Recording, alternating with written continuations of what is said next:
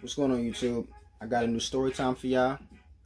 And like I said, we're going to try these out. We're going to see how popular they get, how many people get interested in them. Maybe I'll continue with them, maybe I won't. Without further ado, let's go ahead and get to it. So, yeah, this is my first experience going to jail. And I was never really a troublemaker. I was never really that type of kid. I always kept my nose clean. The most I used to get tickets for like BS charges, like using a high school student Metro card to get on the train on a non-school day, or have my feet up on the train seat, public urination because there wasn't a bathroom, stuff like that. That's serious. I was never gang banging or anything like that.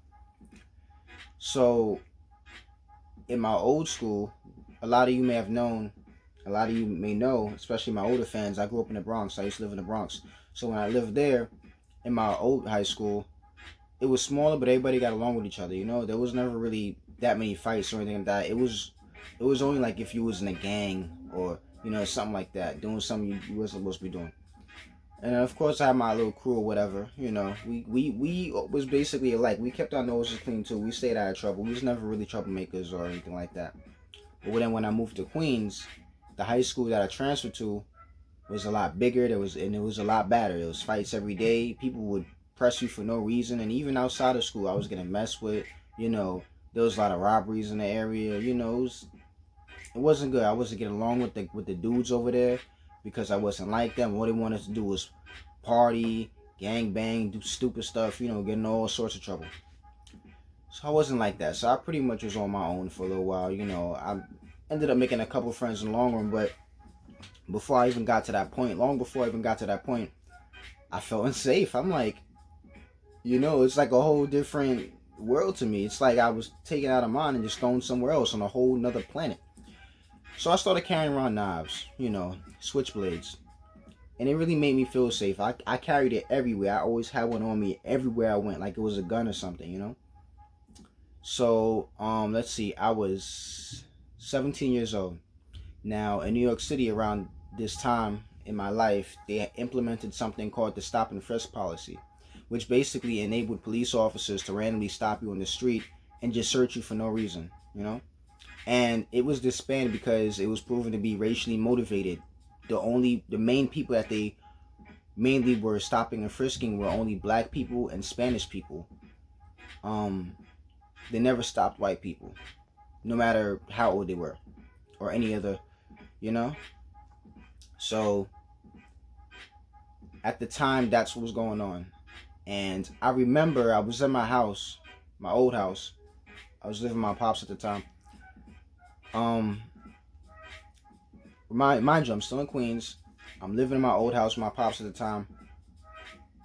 I remember looking up and seeing my cat in my room, and I just looked at her. And I was thinking about petting her. I'm like, I'll be right back because I wanted to go to the corner store. The corner store is only like a block away. So I grab a handful of change because I wanted some snacks, So I'm going to the corner store. I see this unmarked car pull up beside me like real fast. It was a Mercury. It looked like a Crown Victoria, like the shape and the body that it was. It looked like a Ford Crown Victoria, but it was a Mercury. These white boys, these grown men, they came out with these, their fitted blue jeans and New Balance sneakers. They jumped out the car. It was like three of them. Two of them jumped out the car. One from the back seat, one in the passenger. They jumped out the car. The car didn't even stop moving. Like it didn't even stop yet. They jumped out the car on me. They told me stop. So I stopped. At the time I was wearing headphones. It was red Eminem headphones. That was the only thing that was red on me. They started running. They ran down on me. It was like, oh, are you blood set? Are you bloods? Like they was asking me if I was a part of a gang set. Are you blood ZBK? Are you blood ZBK? Like, no, I don't gangbang. He was alright, we're gonna frisk you. Do you have anything on you that I need to know about? So at this point, they're already gonna frisk me. I have a knife on me and a handful of change, just like a bunch of quarters in my hand, literally, like it was in my right hand the whole time. I try to get out of it. I'm like, sir, officer, I'm just trying to go to the corner store. He's like, that's fine, but do you have anything on you that we need to know about? We're about to frisk you right now. And it was stupid. I mean, just because I have red earbud headphones doesn't make me a gang member. That was stupid. That whole situation was stupid. Even though it was illegal for me to be carrying a knife, the reason why they stopped me was completely retarded, you know. So anyway, I'm like, I got a knife on me.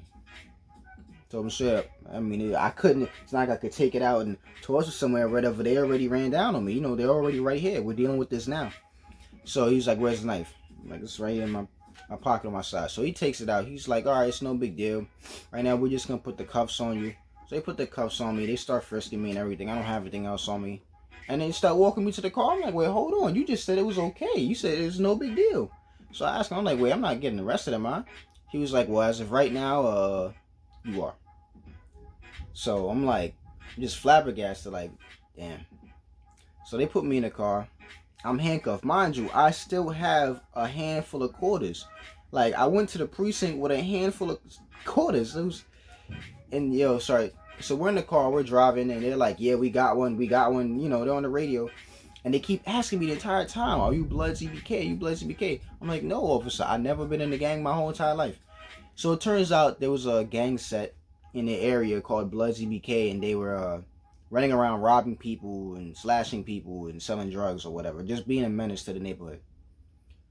So we're in the car, and they're trying to actively look for other possible gang members with me in the car, handcuffed behind my back, while we're going to the police station. They're like, "Oh, that might be one. You want to get him? You want to get him?" That's what they're saying in front of me. So they ended up not getting another person, you know, while I went to the police station. I get to the police station. They take me out the car. So I'm like, "Officer, you mind if you put these handful of quarters in my pocket?" So he takes them, he puts them in my pocket. We go to the station, you know, another officer frisks me again. They got me standing up against the wall waiting for something. I don't remember what it was. And then the officer that was standing there to guard me, another guy goes up to me and tells me a joke. It was a little funny to me. So when they laughed, I kind of chuckled a little bit. That officer's face got so serious when I chuckled. He was like, so that made me feel some sort of way. That made me feel bad. I'm like, and then he goes back to talking to him or whatever, telling the story, whatever it was that he was saying.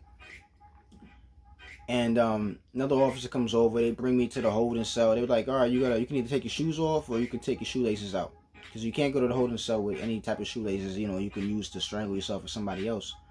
I look in the cell. There's a few dudes in there. They all just sitting there with their sneakers on. They all got their laces pulled out.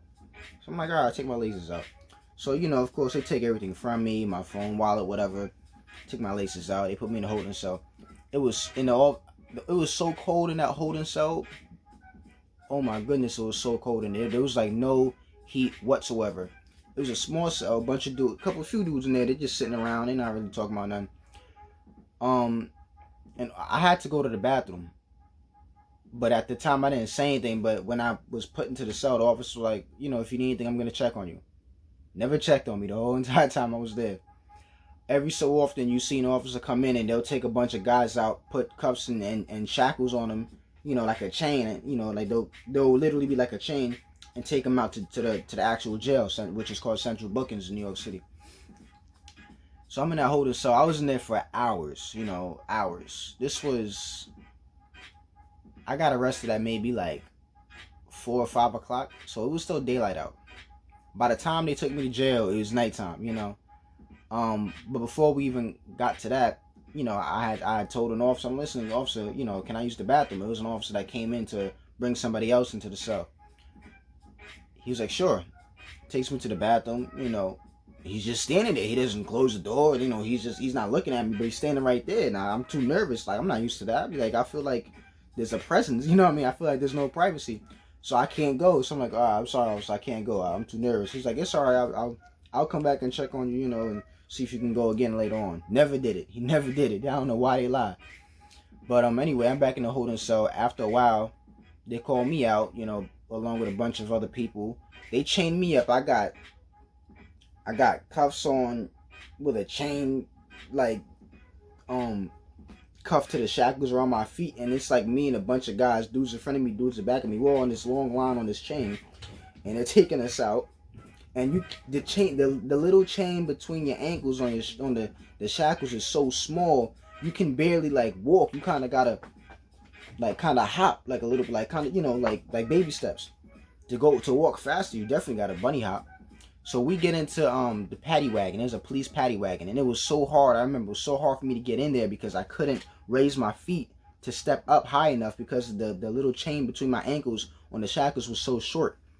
So the officer was like, "You need some help?" I'm like, "No, I got it." Because I'm trying to, you know, I'm not trying to look weak in front of these dudes. You know, I don't know what's gonna happen when we get there. You know, I don't know if that's gonna come in handy or whatnot. So I finally get in there. Really uncomfortable. The way the chain was, like I'm sitting sideways like this, you know, and I'm looking out the window with my neck, you know, like damn near breaking it. You know, I can't sit regularly because, you know, we're all basically stuck together. So they take us to the central bookings, you know, they take us out. We're all kind of like shuffling and everything. We go through a metal detector where they take the cuffs and shackles off. We go through a metal detector. We oh yeah, but when I got sent to the precinct, they took my mugshot and everything, you know, before I got to the holding cell. I forgot to say that. But yeah, back at Central Bookings, the main jail, the regular jail, the real jail, you know, we go through the metal detector. We all get put in this one cell. It's like, I guess it's like their holding cell. Nobody uses the toilet in there. It was disgusting though. I feel like we have the worst jail, one of the worst jails in America. It was filthy in there. Like they don't clean it at all. The toilet was so clogged up with like toilet tissue and crap or whatever. The water fountain in there was filthy and disgusting. And it was so crowded in there, everybody had to stand up. It was like no space. It was so many dudes in there. That was like their holding cell. They just cram you in there. I felt like a sardine, to be honest with you. It was like at least 20 guys in that, 25 guys in that cell, for real. All just standing. When they call your name, you gotta walk up to the front, you know, they tell you what to do. So if they called my name, I wasn't in there for long, maybe like 10 minutes. They called my name. They take me to the adolescent cell. And it was 13 guys in there. I'll never forget those 13 guys in there. About 2 or 3 little benches, attached to the wall, of course. One toilet, no sink. I'm trying to remember if there was a water fountain or not. There was not a water fountain in that cell. So I'm in there, you know, and I don't really know what to expect. I mean, I only seen stuff on TV. I've never been doing anything like this before, you know. So my charge was unlawful possession of a knife. That was my charge. So I'm in this cell with these other adolescents. They were teenagers. They were younger than me. They were like, they were around the same age, but they were like 16, 15. Youngest one was maybe 15 years old. But yeah, they were like 15, 16, 17 years old. And I was not scared. I was never the type of person to panic or freak out. You know, I'm naturally a calm person. So I'm in there, I'm calm, but I'm wary. You know, like I have it in my head like, all right, if somebody tries me, I'm just gonna start swinging on them because I don't want to seem weak in front of anybody else here. You know, I don't want anybody else to try me. You know, that's the mentality that I have. But I'm calm. You know, I'm not acting overly tough or anything like that. I feel like I definitely wasn't looking shook. I was just had a blank expression on my face the entire time I was there. So I'm there, you know, eventually we all start, you know, becoming cool with each other, just talking, you know. Some people were in there for, some of them was in there for serious crimes like home invasion and stuff like that. Other people in there was in there for trespassing, you know, with other friends. Smoking weed or something like that. So I'm in there. It was 13 guys, 3 little benches. So eventually, if you're not on the bench, you're gonna be on the floor. And a lot of people have told me, especially my friends, I wouldn't have never gotten on the floor, or I would never slept on the floor. You're not standing up against the wall for 48 hours. That you're just not gonna do that. You're gonna get tired. You're gonna eventually slink down and drop. You might do that thing where you're gonna be like, oh, I'll just sit down, or, you know, I won't lay on it. You know, I'll just sit down on it. Eventually, you're going to lay on it for you because you're going to get tired. You know, there's no windows or clocks in jail either, so you don't know what time of day it is. It's just time, you know. The only way you could make it go faster is just by sleeping, and that we all learned that the hard way, you know.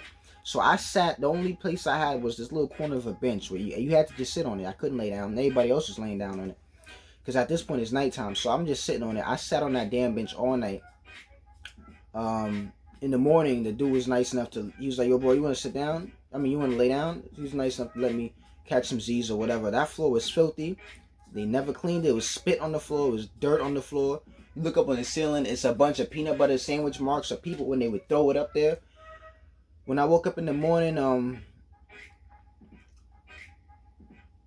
I decided to make a phone call. You know, you would see them, you know, calling their girlfriends, you know, calling their boys or whatever. The only person's phone number I had memorized, and that I still have memorized to this day, is my father's, because he always had the same number since I was a kid. He never changed it. So it was 2 phones on the wall, one on this side and the other one on the other side of the cell. This one you don't know.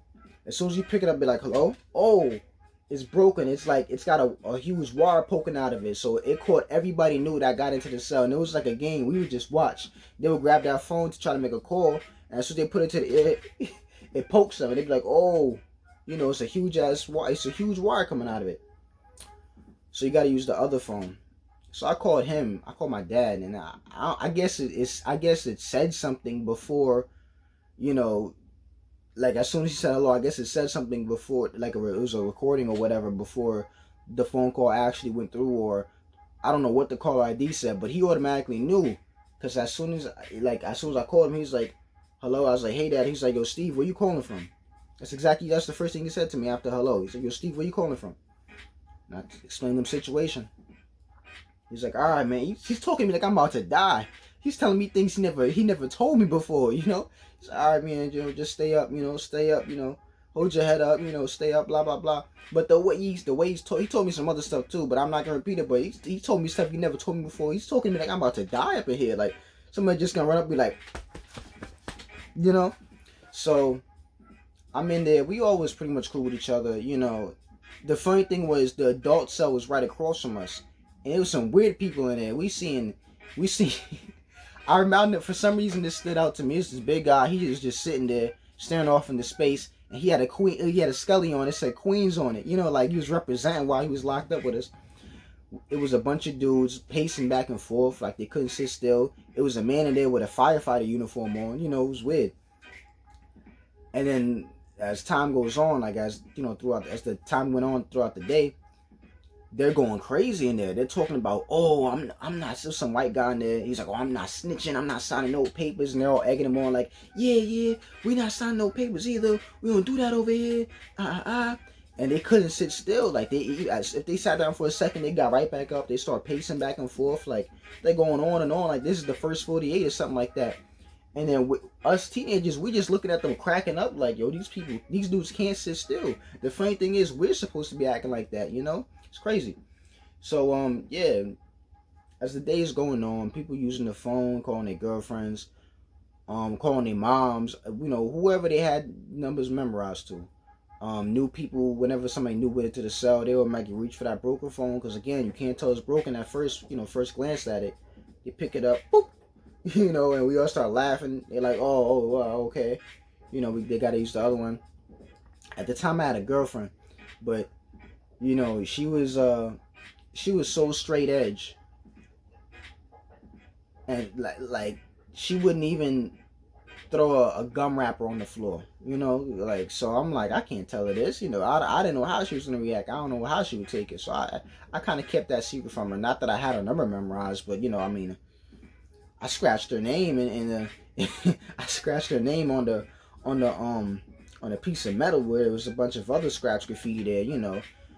Next to other things, you know, somebody, you know, somebody put their gang, had gang names written in there. Somebody wrote F NYPD, you know, F the police or whatever. Now this whole entire time, I've never been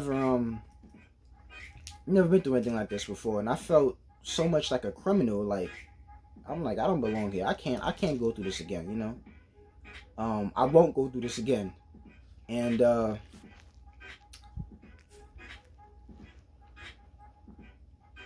I'm thinking I'm going to prison, because from there, you see a judge. Thank you God I did not get arrested on Friday, because if you ever get arrested on Friday over here, you don't see a judge till Monday morning, and they need that space in the jails. You know, it's already chock full as it is. If you hear something like scratching, that's just my cat. It's already chalk for it as is. So basically, what they do is they send you to Rikers. You know, everybody knows what Rikers is, the prison on the island over here, and you sit up in there to await trial. You know, and from here in jail, the judge has the option to either send you home, let you stay, or send you to prison immediately. So I've never been through anything like this before. I don't know what the penalty is. I don't know what the punishment for my charge is. But I'm thinking in my head, yo, I'm going to prison for this stupid knife. You know, I never regretted carrying one because at that time it really did make me feel safe, and I was going through so much, you know, mentally and physically. It was really hard to deal with. You know, I didn't really have people to talk to. It was really hard to cope. You know, the feeling of just people not liking you for very little to no reason at all because you didn't want to do dumb things with them. It's very hard to cope with, you know. And I know a lot of you out there can definitely relate to that. So I'm thinking this. Eventually, I get called. There was never really any fights or anything in there. We heard once at some point while we were in that cell, some new guy that was getting admitted. I guess he got on the officer's nerves, and we just heard really loud from a police officer, "Shut the F up!" And then he all ran to the front, you know, and that was about it. Oh yeah, I don't know why I keep forgetting parts. This happened so long ago. After they took me out of that holding, when I got to the jail, they took me to medical and asked me if do I have any illnesses, am I on any medications, stuff like that, before they took me into the adolescent cell. That happened in between there. I'm sorry, I don't know. Little details kind of fall in between the cracks because I don't really think about this too often. You know, it was like, been there, done that. Okay, move on. You know, so that happened right before I was taken into the adolescent cell. But fast forward, like I was saying, now it's daytime. It's the next day. I remember the food they gave us. They asked me if I was hungry. I'm like, yeah, you was starving there, man. They get the portions of food that they give you is so little. They gave me this little plastic bag. What did it have in there? It had an orange, a little milk, and a hard peanut butter jelly sandwich. It was so hard, like they left it in their freezer with the rest of those sandwiches for God knows how long. Like they just leave them in there until somebody gets hungry and they just take them out. It was so hard you could barely bite into it. And a lot of the kids that was in the cell with, they would take the sandwich apart and just throw it up on the ceiling. We didn't really eat it. Most of us didn't eat it. I drank the milk, but that was about it. Some of them ate the orange. That's about it. None of us really ate the whole thing. One of them described it as 2 hard bricks with peanut butter in between that they gave us. It was you know, they give it to you. The corrections officers, they give it to you. That jail is run by corrections officers, and there's police posted at the front. You'll see one walk by every now and then, but you know, we mainly didn't really eat it. So yeah, eventually they called me up. They would ask me if I wanna fight this. I would have to come back on another day, or do I want to just take community service? I'm like, I'll take community service, you know. And in the long run, community service for me was I had to show up at 6 a.m. at a facility every Saturday for a month. And I had to clean, you know, the places in there. It was a corrections facility, but we had to clean it. They taught me how to mop, I had to sweep. I was rubbing out graffiti off the walls, you know, the whole 9 yards. That was my punishment basically for that, for a month. And if I stayed out of trouble for 6 months, it'll be, you know, expunged. It'll be sealed. So that's how that's how I still have a clean record to this day. You know, I did what I was supposed to. I stayed out of trouble for 6 months and longer, and you know, the charge went away. You know, so like employers now, when they look me up or do a background check on me, it comes up as clear. You know, it comes up as clean. So anyway, back to what I was saying. They call me out. They make me see the judge. I see my pops, my father, my godfather. He's sitting it's like a little courtroom inside there. I didn't even know they had that. They take me to the doors. I see the judge. They're like, oh, you know, do you plead guilty or not guilty? If you plead not guilty, you're going to have to come back and, you know, fight this on another day, blah, blah, blah. I'm like, guilty. He was like, all right, I'm going to give you community service. And that was it. I left. My there wasn't a uniform or anything like that they gave us. You was just there in your regular clothes, but you couldn't have a belt on or any, or whatever. Oh wait, did they give us our shoelaces back? Yeah. They gave us our shoelaces back when we got admitted, into the jail or whatever. So yeah, I still had my belt or whatever. I just didn't have my phone, wallet, or keys on me. I had to go back to the police station. I had to go back to the police station to get that, like the next day. Sorry about that. And so yeah, my godfather, when I left the jail with my dad and my godfather, he was like, "How bad was it?" And I'm looking at him like, what kind of question is that? It's like he always asks dumb questions like that. Every time you go through a situation, he always did ask a dumb question. But you gotta love him. He was always there for me. So, I asked my dad, I was like, "Can we get something to eat?" Because at this point, I'm starving. Like, though I didn't eat anything. The only thing I had was that little milk. He's like, "Yeah." And he said it so fast, like he already knew what I've been through. We didn't really talk about it or anything like that, but he took me to McDonald's. I ordered the biggest meal I could possibly get. I ordered a quarter pounder with cheese because I always favored them over the Big Macs. I ordered a medium fries, took a large soda. Like I was going all out because I was starving. You couldn't literally starve in there. Like they feed you the bare minimum, and then the food and portion that they give you is so small. An orange, a little milk, and the milk was like smaller than a regular little carton of milk this big. It was smaller than the little milks they give you in school. It was like like a pint, like smaller than a pint even. Like it's like a little, almost like a juice cup kind of, And of course, I guess it's to save the city money or whatever. But sheesh, the only thing that was big was the sandwich, and even that was barely edible. It was so hard. It was sitting in a little cooler, in a little freezer cooler for like God knows how many days or whatever. But yeah, they confiscated the knife. Those police officers did not believe me that I was not a gang member, but whatever. Went to jail.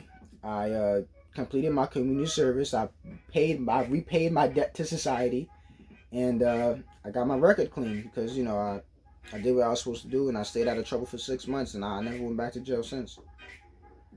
But yeah, I always thought if I was 18, they most likely would have put me in the adult cell, and I don't know what would have happened to me. I don't know if the punishment would have been more severe.